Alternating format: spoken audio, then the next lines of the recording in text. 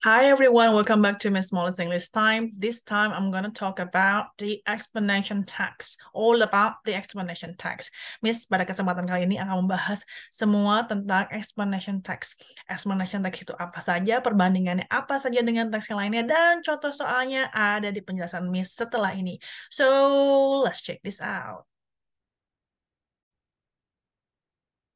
So, this is explanation text. Miss akan bahas lebih detail lagi yang akan memudahkan teman-teman semua untuk mengetahui tentang explanation text. Apa itu explanation text, pembahasannya, dan perbedaannya dengan teks lainnya. Okay, let's discuss. So, before we conclude on what explanation text is, let's talk about the differences with the other text. Mari kita bahas perbandingan dengan teks lainnya. Jika di explanation text compare dengan descriptive text, explanation text tells about detailed process and descriptions.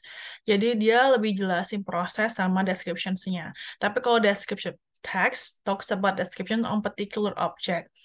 Kita ambil contoh, kita mau jelasin rainbow. Rainbow is one of the phenomenon ya. Misalnya rainbow itu kita mau bilang, mau deskripsikan berarti rainbow itu bentuknya seperti apa, colorsnya seperti apa gitu ya. Itu kita describe rainbow, dan rainbow di a particular part. Misalnya rainbow kalau di Indonesia tuh beda dengan yang lainnya gitu ya. Karena kalau descriptive text itu lebih spesifik, lebih khusus gitu. But then explanation text doesn't only talks about the shape or the colors, but you talk about the how is it formed and the detailed descriptions aside of that particular descriptions. Itu perbedaan explanation text dengan descriptive text. And then you have explanation text with report text. What is the difference? Report text sama descriptive tuh banyak orang yang sering berpikir itu agak sama gitu ya. Atau report text dikiranya kayak news report. But report text basically is the same like descriptive. Talks about is used to explain or describe something. But if a descriptive text in particular, dia yang khusus-khusus, yang spesial-spesial, objek yang spesial, yang one of a kind gitu ya. Sedangkan kalau report text lebih general gitu ya. Ini mengulang kembali deh dari yang teman-teman kemarin mungkin sempat lupa pas pelajaran di kelas-kelas sebelumnya. So explanation text here compared to report text, explanation text describe not only the general points. Sedangkan kalau report text itu general points. Kayak tadi kalau rainbow-nya tuh dia jelasin cumanya secara general, rainbow itu termasuk apa dan segala macamnya secara general. Tapi kalau di explanation text itu bisa lebih detail lagi. Dan ya istilahnya ya, dia nggak hanya bahas yang awam-awam saja, bisa ke proses-proses yang lebih khusus lagi ya. That's what we call as an explanation text. Lanjut lagi, kita bahas nih explanation text sama procedure text. Banyak yang bingung atau berpikir bahwa explanation text ya sama aja kayak procedure text, talking about steps on particular things. But it's actually only procedure. Contoh, kalau misalnya kita tadi menggunakan rainbow, step by step. Kalau procedure text akan step by step bagaimana terbentuknya rainbow. Hanya pertama apa, dua apa, tiga apa, seperti itu. Tapi kalau explanation text, nggak hanya ngomongin steps-nya saja, tapi juga cause and effect. Misalnya ini terbentuk, ini terjadi karena ini segala macam, dan berdampaknya seperti apa. Yaitu yang buat explanation text is different with the procedure text itself. And then how about explanation text if it is compared to recount or narrative text? Gimana kalau di-compare dengan recount or narrative text itu sendiri? Nah, kalau recount text kan talking about someone's personal events kayak biography dan segala macam. While narrative text explain about fictional stories. Apakah bisa ada hubungannya gitu ya, perbedaannya apa? Sebetulnya explanation text itu, di dalam explanation text itu bisa jadi ada biography or fictional stories behind a phenomenon. Let's talk about Seven Wonders ya, tujuh keajaiban alam, tujuh keajaiban dunia. Kenapa bisa terjadi si Candi Borobudur? Ada cerita kan di balik itu. Terus Eiffel Tower ada biography kan pembuatnya itu kan. Nah, itu juga bisa masuk ke dalam explanation text itself ya. That's what makes it different. But then what is actually explanation text? as we can see, that is actually a whole package of genre of text that is used to explain thoroughly on why and how a social or natural phenomenon exists. Kalau teman-teman tadi perhatikan penjelasan Miss, bahwa sebetulnya explanation text itu tidak hanya nge-cover satu-satu, but the whole package, semuanya bisa ada, like a combo package of McDonald's or KFC lah, istilahnya seperti itu. Dia semuanya ada. Ada juga descriptions-nya, ada report text-nya, ada biography, ada verb procedures, ada juga narrative. It depends on what kind of phenomenon, fenomena apa nih yang teman-teman jelaskan. Fenomena alam atau fenomena sosial yang teman-teman jelaskan why and how-nya itu. Okay? Hope it's clear to distinguish between those genre of text with the explanation text. So let's talk about the generic structure. Why do we need to talk about the generic structure itself? So you can write or read or identify that this kind of text is categorized as explanation text. Kenapa sih kita harus tahu generic structure? Generic itu general, structure struktur. Jadi struktur umum dari teks ini kenapa kita harus ketahui ya teman-teman semua?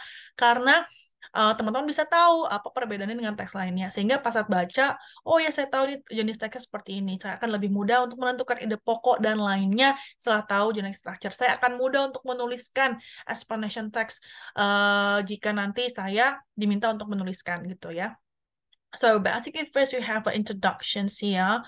The very general phenomenon, what is it about and stuff like that, and talk about the main process and the reasons why, like the first is the rainbow, or like the photosynthesis, or kind of the evaporations that exist, and along with the reasons, second process, the reasons, and at the end is the conclusions itself. And let's talk about the language features here. Kenapa kita harus tahu? Karena biar jadi jangan salah gitu ya untuk bisa buat dan mengidentifikasi si explanation text ini. So let's have present tense. Language features bisa talk about present tense karena it talks more about factual things, but sometimes it can also give the past tense ya. Walaupun yang lainnya juga ada, but dominantly it's present tense, tapi bisa juga past tense. If you talk about some past facts or past events, you also need to have the past tense itself. Usually it talks in the third persons because it's something factual karena dia fakta dan dia biasanya nggak disebutkan siapa penulis dan segala macamnya. Tapi kalau kayak Eiffel Tower, we want to talk about how is it formed and why was it formed, was it established, who made it, ya pasti otomatis ada nama orangnya ya, second person I mean. And then you have passive voice karena terus third persons, and you have temporal conjunctions before, after, while, causal conjunctions because, therefore, since. Nah, ini Miss ada penjelasan tentang ini di video-video Miss selanjutnya. So you better comment, subscribe, and hit the ring to get more explanations. Oh, hold on. All right, so let's have exercises here. Let's talk about the water cycles. Here, take a look. There is an introduction. So water is an essential part of life. So the first paragraph give you an explanations, and then you have a first process, second process, third process, and the fourth process, and the end of it. Let's say, what is the main idea of the text? When you talk about what is the main idea of the text here, usually kalian baca dulu yang first and the second sentence, and then the first and the last sentence of the last paragraph. Itu biasanya ada yang diulang-ulang lagi teksnya, ada lagi ke keywordsnya ya. Contoh, ini water is an essential part of life, ada water essential part. Terus di bawahnya lagi four main parts, ada four main parts apa aja. Di bawah vapor cools. This process is called condensations. Nah, ini kira-kira yang mana main idenya? Apakah evaporations, process of the water cycle, the condensations in the water cycles? Ya, water is an essential part of life adanya di awal doang. Dijelasinnya dia nggak ini ya. Precipitation process adanya di paragraf kedua saja. Evaporation adanya di fourth. Condensation di akhir, ya ngomongin condensationsnya. Nah, kita cari yang mengcover itu semua. Maka jawabannya ada the process of the water cycle.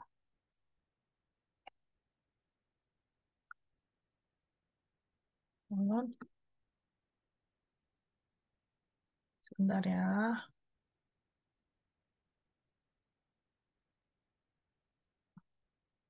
Okay, how about what is the meaning of the fifth paragraph?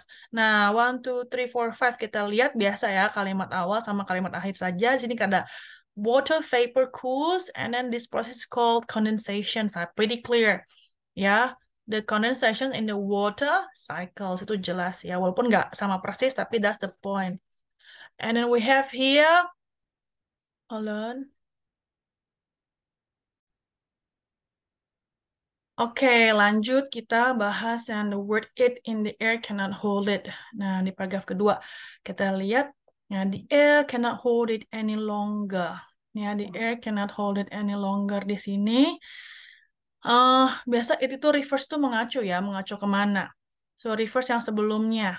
Ya, kita lihat where occurs when so much water has formed that the air cannot hold it. Nah, ini kan kita bisa dong Miss Air. Ya, tapi masa udara, hot udara gitu kan. Pasti ada yang sebelumnya lagi. Kita lihat ke belakang lagi. Has form nih verb. Nah, sebelum has form ada water. Nah, water ini kan noun juga karena itu noun. Maka the air cannot hold the water. Nah, gitu ya caranya. Lanjut lagi. Oke. The evaporations cannot occur, ini jelas detailnya dulu ya. The evaporations cannot occur if, nah kalau ngomongin evaporation, cari yang paragraf tentang evaporations. Here we go, we have it. Oke, cannot occur. Nah, kita lihat di sini mana yang kira-kira penjelasan tentang tidak bisa terjadi. When the sun heats up water in the rivers, lakes, ocean, or stream leaves the river, lake, ocean goes into the air. This stage is called evaporations. Nah, apalagi nih kita lihat. Apa masih ini nggak ada penjelasan cannot occur-nya? Coba lagi di bawahnya. Clouds and this lead to clouds forming. However, the clouds are unable to hold the water vapor for long. Sebentar. Is when the sun heats up. Oh iya. Nah, ini kita ada kondisi-kondisinya ya. Kita lihat juga di pilihannya di sini. Misalnya the water vapor leaves the river, the sun hits the river, berarti dia masih ngomongin the river and the sun. Karena kita bisa lihat di atas ya. Evaporation is when the sun heats up water in rivers. Ya, and turn into vapors. The sun heats up the river water. Justru terjadi kan the sun heats up the river water. The lake is not heated by up the sun. Justru kan lakes-nya karena dia dipanasin jadi evaporate ya. The ocean juga. Terus the water vapor leaves the river it into vapors or steams. Iya kan dia waternya water vapor leaves the rivers. Leaves the rivers here. Berarti yang salah adalah if water heats up the sun, that's impossible kan? So you need to find it just by in the first or the second sentence. Kadang dibalik-balik. Okay.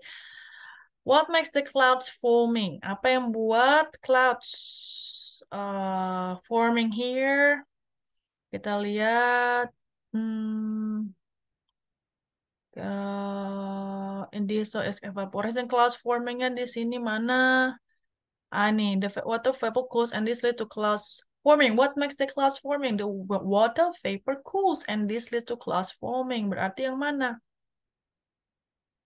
Ya, ini tinggal kadang-kadang ini cuma dibahasakan ulang lagi aja ya. The water vapor cools jadi the cooling of the water vapor. Nah, ini dia pendinginannya. Cuma diubah-ubah bentuknya aja. Cools, kata kerja ini jadi proses. Alright. That's most of the questions that you're going to have if you have a task. Basically itu biasanya pilihannya itu aja. Dan teman-teman harus tahu cara bagaimana untuk menjelaskan alasan kenapa jawaban A, B, C, D, E-nya. Okay? Hope it helps for you if you want to take the test. And see you on the next tips and tricks. from Miss Molly's English Time, talking all about strategies in English learning. See you. Bye bye. I see you when I see you. Bye.